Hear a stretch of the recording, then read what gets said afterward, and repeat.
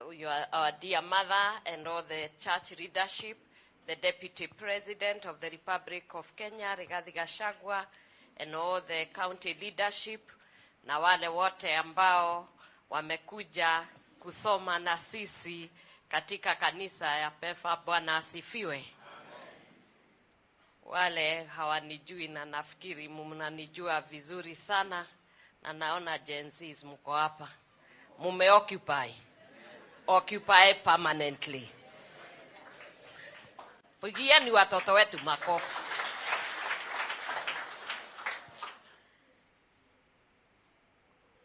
Mambo mengi ambao yanaendelea katika nchi yetu, lazima tujue sisi tukiwa wa Kristo, na ninasema bila woga. Kazi ya kanisa ni kuhakikisha watu wako soba. Sema soba.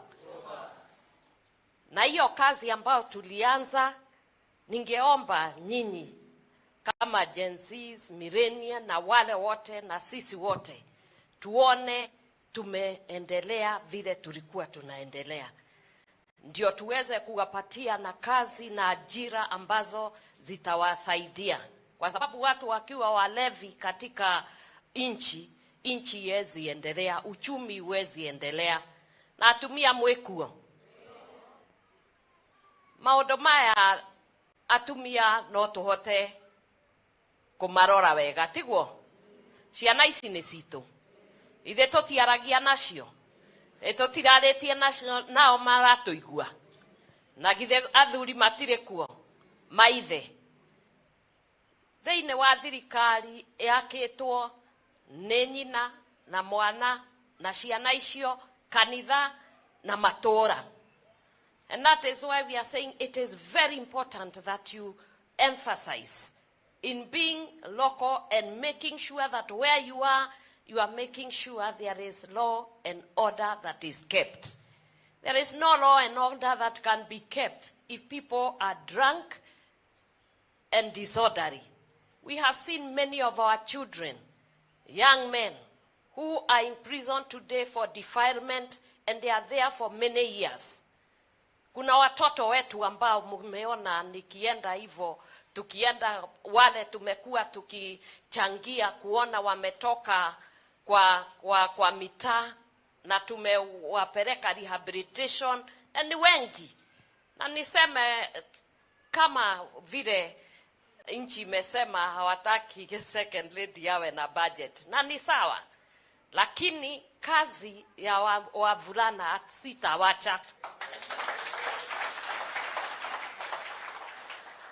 That is a vision I have. It is a passion I have for the boy child. I cannot stop, because I started even before I was in the office. And I believe you and I can be able to make it. And I'm asking the church today, open your doors to our children. Let them come into the churches, feed them, clothe them, mentor them, disciple them, and make sure wako sawa. And then even as a church, I believe God has blessed us. And we can be able to change the lives of our young people. They can run here. And if we have churches, like we have the PEFA churches, how many? 6,000. You have 6,000 churches. 6,000 churches of PEFA. Every branch, if it was to take 10 of them, how many young men will we remove from the streets? 600,000. The church has power. It has the authority that God gave us to be able to do what we need to do. And you young people, you can bring other young people that are lost into the church. We mentor them, and we raise that money within ourselves to pay them. And they can clean the churches and around here as the pastors and other people help them to overcome drunkardness. This far we are very happy, because as we are going out, tukiona huko nje, watoto wetu wana walikuwa wana hiyo order, the bad smell, walikuwa na macho mekundu, walikuwa wachafu. Now I can see something has changed. How can it be that somebody somewhere decides to take us back where we have come from? Pana. No, this thing must stop. And I will not stop because of a budget. I believe that we can raise this money ourselves. Even the young people. I saw you raising money to be able to do what you needed to do. I would like you to raise money. And each one of you take one of your young people and change their minds. Let them start walking in the path that is righteous. I saw the Gen Zs, the real ones, the ones who are advocating for the right things. I saw them. They were supporting each other. They were loving each other. And they wanted to speak in a mature way and to dialogue with the nation and to tell people there is a need for us not to be corrupt, right? You wanted us to be responsible and accountable. I would also return to them and tell them, you need to be accountable to your brothers and sisters who are in the streets and the vulnerable populations. It is possible for you young people to be able to mentor one another, to care for one another. I was very happy when I saw a mature generation that is saying we are of age and we can be able to speak to our parents and tell them that we have come of age.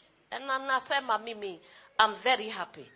Na ndĩ mũkenu tondũ hĩndĩ ĩrĩa twatũra tũhoyaga andũ othe maroragia generation ĩno andũ aya matimenyaga ũrĩa mareka andũ aya marokire na maratwarĩria nĩ maratwarĩirie nĩ tũraiguire ũrĩa maroiga o acio no magũtũteithia na arĩa angĩ nĩguo mahote kwĩyarĩria matige gũthiĩ mba icio ona ciahingũrwo mũtigathiĩ. I'm asking you, my sons and daughters, do not go to those bars, because going to the bar is a decision. I may not be able to go there.